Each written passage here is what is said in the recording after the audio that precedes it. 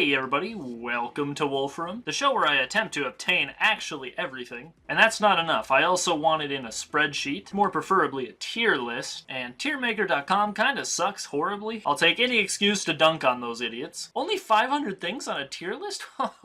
That's weak. Try 5,462. And I guess I messed up the intro. Hey guys, welcome to Terraria Item Versus, where today we are testing the Vampire Knives and the Scourge of the Corruptors. Scourge? I always said Scourge when I was a kid, but I also said, like, Wind's Requiem when it's Requiem, so dunce hat for me, I don't know how to pronounce words. This video was recommended by, I have no idea. It was somebody 6 years ago. Let's just say that it was JK Studios, because he recommends a lot of stuff, so what the hell. Here's credit for this one too, I suppose. This was an annoying one to test. Vampire knives are pretty easy. It's just a thing that you throw and it only hits one target. It doesn't pierce.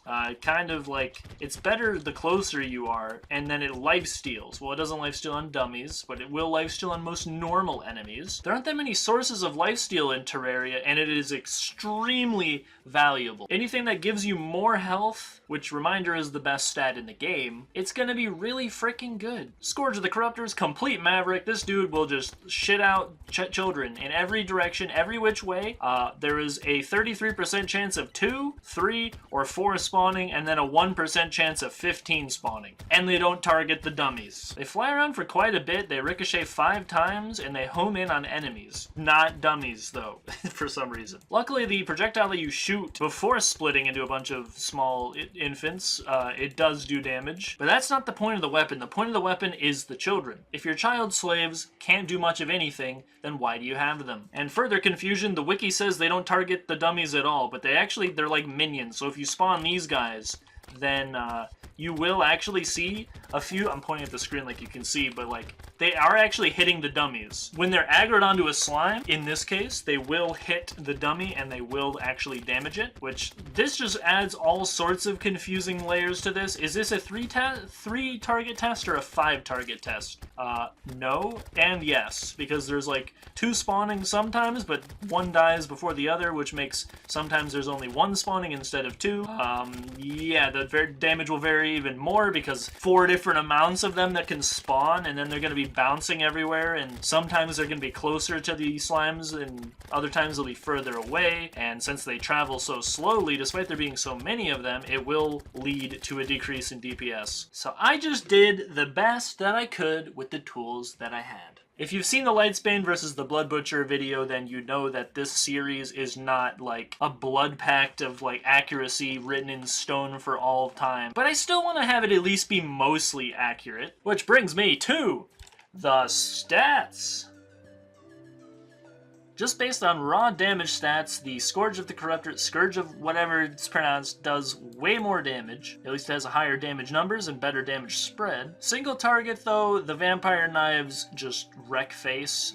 That Scourge of the Corruptors guy can't really do too well. But once you get to 3 targets and the Eaters are actually able to help out, then that's where you get to the point where the damage spread turns into this. And it doesn't really change when you get more targets because the Eaters, they do just happen to spawn 2, 3, or 4. If you're lucky, 15. Which is why this is such a massive difference from the low points to the high points. Because if you get 15 of them to spawn, then about 13 to 1400 is what you're going to be looking at. With less targets, about 1200. Average DPS, which is the only thing that matters, which is the average of all of the tests, 680 for the Vampire Knives and 851 for the Scourge of the Corruptor. When you have a bunch of targets and you spawn 15, you get lucky with that spawn, it actually will pump out the DPS quite well, which leads to a higher average overall, which is kind of nice. As a bonus, the Scourge of the Corruptor, Scourge, I'm gonna get so many comments correcting how to pronounce this word. The whatever of the Corruptors has higher knockback, but it has lower use time. But its velocity is higher, and they're pretty much equivalent in rarity and cell, which makes sense because they're both from the same level of progression. Welcome to the spreadsheet, where their only separation is the Broken Hero's sword. Otherwise, they'd be right next to each other. Bet the Staff of the Frost Hydra would be good.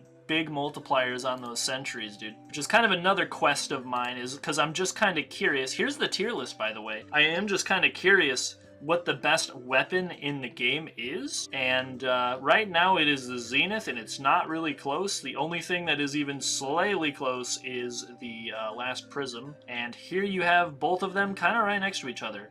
So the Scourge of the Corruptors is about similar to the True Excalibur and the Rainbow Rod, which is fascinating that that makes sense. Those are items that you get around the same time, which is pretty cool. And then the Vampire Knives, because of their insane multiplier from Lifesteal, they actually shoot all the way up to 35,000 in terms of actual value here. This makes the Vampire Knives the third best weapon that we have tested so far. Yeah, hi, I forgot to mention this in the video, but average DPS amongst all the tests isn't the only thing that matters. These multipliers, and this is why, are also equally important. This is my reasoning. Hopefully it's not confusing. Back to the video. Other items with times 50 multipliers could also get pretty high up here, but if all of them have such low base numbers as the Vampire Knives, they're not going to really make much progress. There's another video that Posfer actually he recommended that we do, and that is the Daybreak versus the Solar Eruption, because the Solar Eruption hits through walls and has an extremely powerful debuff, and it has very good crowd control, hits a bunch of targets. Maybe that'll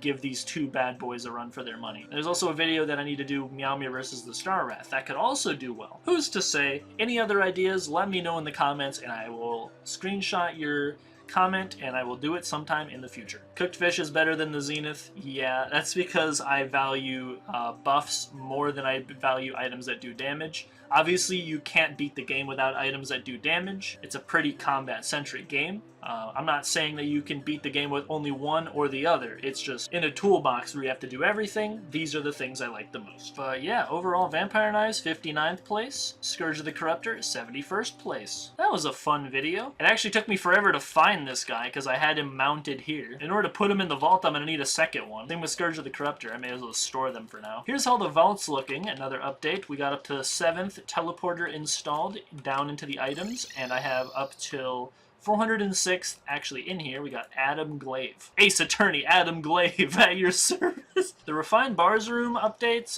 Chlorified is almost done. That's pretty cool. Maybe next video I'll have them done. Who knows? But for now, thank you for watching Wulfrum. Have any other ideas for versus videos, post them in the comments below. Give the video a like if you enjoyed it, subscribe for more like it, and I'll see you next time.